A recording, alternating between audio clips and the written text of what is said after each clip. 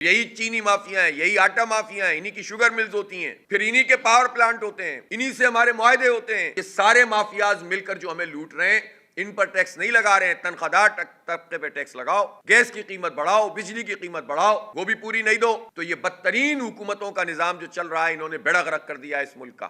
اس وقت شہر میں گیس کا شدید بحران ہے، اور گیس کا بھی بحران ہے، بجلی کی بھی لوڈ شیڈنگ ہے، پانی بھی دستیاب نہیں ہے. آپ سوچیں کہ سردیوں میں اگر پانی کے لیے لوگ احتجاج کر رہے ہیں، نئی کراچی میں لوگوں نے احتجاج کیا ہے، نارتھ کراچی میں بعض سیکٹرز کے اندر شدید بحران ہے، تو سوچ سکتے ہیں کہ یہ آئندہ گرمیوں میں کیا حالات ہونے جا رہے ہیں. K4 منصوبہ 20 سے 25% اس پر کام مکمل ہوا ہے اب تک، جبکہ اس کو آلریڈی 1/3 کر دیا تھا. 650 کو 260 کر دیا تھا ملین گیلن پر ڈے، اور پیسے نہیں دیتے. اعلانات کرتے ہیں بڑے میاں صاحب بھی آئے، چھوٹے میاں صاحب بھی آئے، اور انہوں نے کہا ہم نے یہ کیا، ہم نے وہ کیا. بھائی بتائیں نا آپ نے K4 میں کیا کیا؟ آپ نے تو پیسے نہیں دیے اپنی حکومتوں میں. آپ تو کراچی کے کسی پروجیکٹ کو آن نہیں کرتے، آپ تو کراچی کے کسی بڑے پروجیکٹ کو ٹھیک سے مکمل نہیں کرواتے. جس گرین لائن کی آپ بات کر رہے تھے وہ بھی آج تک مکمل نہیں ہوئی. جس کا آپ نے K4 کی بات کی وہ 25% ہوا ہے اتنے برسوں میں. آپ نے جو ہے وہ موٹر وے کی بات کی، وہ آپ نے اسی کو سپر ہائی وے کو ہی موٹر وے قرار دے دیا. تو کوئی ایک چیز بھی نون لیگ نے یا کسی بھی گورنمنٹ نے، کوئی وفاقی حکومت کراچی کو آن نہیں کرتی. بھر کے ووٹ ڈالے لوگوں نے، لیکن اس کے باوجود کوئی آن نہیں کرتا. اسی طرح صوبائی حکومتوں کو ہم کیا کہیں کہ کراچی سے مینڈیٹ لینے والی پارٹیوں نے کس طرح کراچی کے ساتھ ظلم اور زیادتی کی ہے.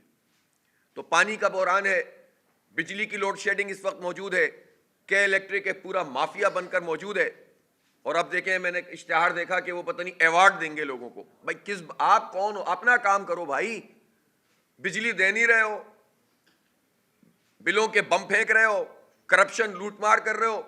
آپ کراچی کے لوگوں کو ایوارڈ نہ دیں کہ الیکٹرک والوں، آپ کراچی کے 50 ارب روپے واپس کر دیں جو شہریوں کے پیسے ہیں کلو بیک کے. آپ یہ ڈرامہ نہیں کریں لوگوں کو آنکھیں دھول جھونکنے کا آنکھوں میں. آپ 177 ارب روپے سوئی ساؤدرن گیس کے واپس کر دیں. آپ وہ معاہدہ بتائیں جس کے تحت آپ کو آپ کے سہولت کار گیس فراہم کر رہے ہیں. نون لیگ ہو، پیپلز پارٹی ہو، MQM ہو، اور 3.5 سال PTI کی بھی حکومت رہی، اس سب میں جو عیاشی کی ہے وہ کے الیکٹرک مافیا نے کی ہے. پیسے ہمارے کھاتے رہے، بغیر ایگریمنٹ کے گیس ملتی رہی، اور ابھی بھی یہی صورتحال جاری ہے. تو ایوارڈ نہیں دیجیے، بجلی دیجیے، اور ہمارے پیسے واپس کیجیے جو شہریوں کے 52 ارب روپے کلو بیک کے اب بن گئے، اور قومی اداروں کے پیسے واپس کیجیے. اور اگر کوئی عدالت اس ملک میں موجود ہے، کوئی قانون موجود ہے، تو ان کا تو لائسنس بھی ضبط ہونا چاہیے، اور ان کے اوپر تو فرد جرم بھی عائد ہونی چاہیے اس مافیا کے اوپر، اور اس کا تو فورینسک آڈٹ ہونا چاہیے تاکہ دودھ کا دودھ پانی کا پانی ہو جائے. تو سردیوں میں بجلی کے حالات یہ چل رہے ہیں. گیس کا بحران یہ ہے کہ اب احتجاج پورے شہر میں شروع ہو گیا ہے. ایک طرف انہوں نے ٹیرف میں اضافہ کر دیا، 10 روپے کا لائن ریٹ 400 روپے پہ پہنچا دیا، ہزاروں کے بل آنا شروع ہو گئے. دوسری طرف لوڈ شیڈنگ اور ان اناؤنسڈ لوڈ شیڈنگ گیس کی شروع ہو گئی، تو ہم نے کبھی سوچا بھی نہیں تھا. جو ریزیڈینشل ایریاز ہیں وہاں بھی شدید بحران ہے، اور جو صنعتیں ہیں وہ بھی رو رہی ہیں. 193% آپ اضافہ کر دیں گے، اور اس پر بھی حال یہ ہے کہ پریشر ہی نہیں ہے.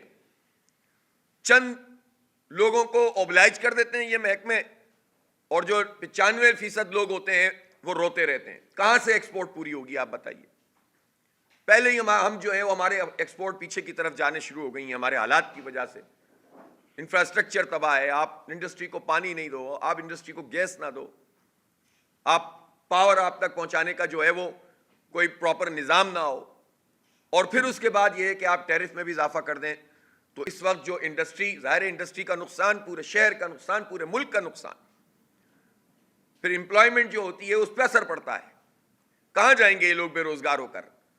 تو حکومت تو صرف IMF کے کہنے پر یہ کام کر رہی ہے، لیکن جاگیرداروں پہ ٹیکس نہیں لگا رہی. کوئی حکومت اس کے لیے تیار نہیں ہے کہ جو پورے ملک کی جاگیروں پہ 4 ارب روپے ٹیکس جمع ہوا ہے، وہ تو آرام سے 400 کیا 2000 ارب روپے جمع ہو سکتے ہیں، جتنے بڑے بڑے جاگیردار اور وڈیرے موجود ہیں، جتنی زمینیں ان کے پاس ہیں.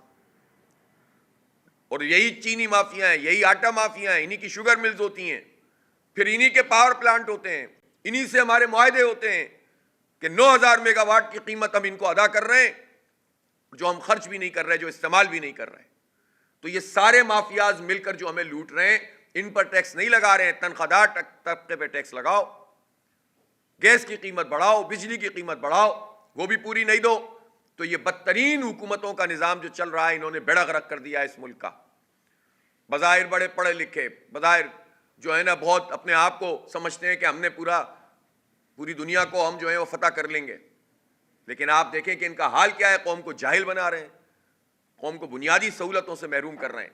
تو گیس کا یہ بحران حل ہونا چاہیے. میرا سوال ہے یہ کہ یہ جو RLNG کے لیے تو آپ کی پھرتیاں بہت ہوتی ہیں کہ آپ مہنگی گیس خرید کر لوگوں کو پرووائڈ کرنے کی بات کریں, اس کے لیے بھی کنٹینرز نہیں بنا رہے کہ اچھے وقتوں میں آپ گیس لے لیں, سستی پڑے آپ کو, جو طے ہوا تھا کہ اسٹوریج کا انتظام کریں گے.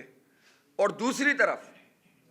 دوسری طرف جو گیس کے ذخائر موجود ہیں ان کو انسٹرکشن جاتی ہے. ابھی ناردرن گیس والوں کو انسٹرکشن گئی ہوئی تھی پچھلے سال, ابھی تک وہ برقرار ہوگی کہ آپ پیداوار کم کریں.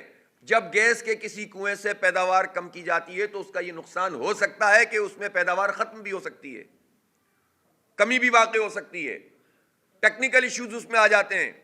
تو آپ LNG خریدنے کے لیے تو آپ کے پاس قوم کے پیسے آپ لگائیں کیونکہ آپ کو کک بیکس ملتے ہیں بہت سارے لوگوں کو, لیکن جو گیس موجود ہے اس کی پیداوار آپ کم کرنے کی بات کرتے ہیں. یہ کیا فراڈ ہے پاکستان کے ساتھ, پاکستان کے 25 کروڑ عوام کے ساتھ, پاکستان کی صنعتوں کے ساتھ, کیا مذاق ہے. اسی طرح جتنے آئیڈینٹیفائڈ بلاکس ہیں جہاں پر ہمیں ایکسپلوریشن کرنی ہے وہاں کیوں نہیں کیے جا رہے. یہ 3 سے 5 سال کا ایک سائیکل ہوتا ہے کہ جس میں آپ کو نئی جگہوں کے اوپر ایکسپلور کرنی ہوتی ہے گیس, وہ نہیں کر رہا ہے. کس کے کہنے پہ نہیں کر رہا ہے؟ اس کا مطلب یہ ہوا کہ جو کام ملک اور قوم کے مفاد کا ہے, اور پھر ظاہر حکومت کوئی بھی ہو, وہی بیوروکریسی, وہی پورا کا پورا سسٹم جو ہمارے اوپر مسلط ہے, کرتے وہی ہیں. اور یہ کس کے کہنے پہ کر رہے ہیں, کیوں کر رہے ہیں, کسی کو سمجھ میں نہیں آتا. کیئر ٹیکر آئے, حکومت آئے, ایک پارٹی کی آئے, دوسری پارٹی کی آئے, نظام وہی چل رہا ہے. اس لیے قوم کو ضرورت ہے ایک ایسی قیادت کی جو قوم کے مفادات کا تحفظ کرے. IMF کے, امریکہ کے, یا چند افراد کے, یا کسی ادارے کے مفادات کا تحفظ نہ کرے. لیکن ابھی تو ہم دیکھ رہے ہیں کہ جو الیکشن ہونے جا رہا ہے, اس الیکشن میں یہی تو درخواست کی گئی تھی کہ عدلیہ سے ROs ہونے چاہیے, ریٹرننگ آفیسر. مجھے نہیں معلوم کہ جسٹس فائز عیسیٰ صاحب ان کے ذہن میں کیا ہے کہ جس کے نتیجے میں خود ان کے اس فیصلے نے کہ انتظامیہ سے ہی ہونا چاہیے, انتخابات کی شفافیت کے اوپر ایک بہت بڑا سوالیہ نشان کیا, بلکہ واضح طور پر لکھ دیا ہے کہ انتخاب شفاف ہونے نہیں جا رہے. یہ کیا بات ہے چیف جسٹس صاحب, یہ کیا ضد ہے آپ کی کہ آپ جو ہیں وہ اس کے لیے تیار نہیں ہو رہے ہیں؟ کیا اس میں قانونی رکاوٹ ہے؟ ہمیں بھی بتائیں نا, آپ تو سب کچھ ہے نا, آپ تو سپریم کورٹ کے چیف جسٹس ہیں, لیکن آپ نے کیوں اس بات کو طے کیا کہ صرف انتظامیہ سے ہوگا؟ خود آپ نے سوالیہ نشان اس پورے نظام پر. ایک طرف آپ کہتے ہیں الیکشن شفاف ہونا چاہیے, ایک طرف آپ کہتے ہیں وقت پر ہونا چاہیے.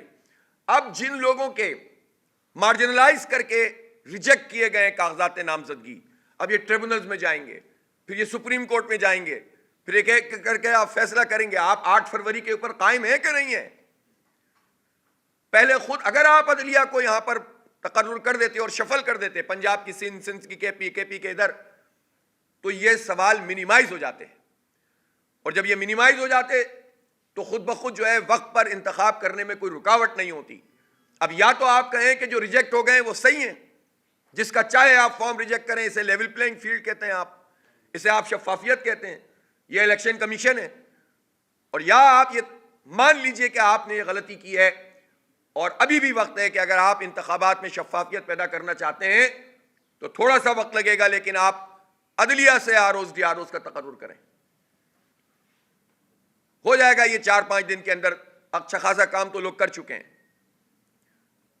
لیکن ظاہر سی بات ہے کہ یہ پتہ نہیں کیا لوگوں کے ذہنوں میں ہوتا ہے, اور پورا ملک اس ٹریک پہ لگا ہوا ہوتا ہے. ظاہر سی بات ہے, آپ سپریم کورٹ ہمارے لیے قابل احترام ہے, لیکن سپریم کورٹ کا فیصلے پر گفتگو ہمارا حق ہے, اور ہم کہہ سکتے ہیں کہ یہ جو فیصلہ آپ کا ہے اس فیصلے کے نتیجے میں نقصان ہو رہا ہے اور آپ اس کو ریوائز کریں۔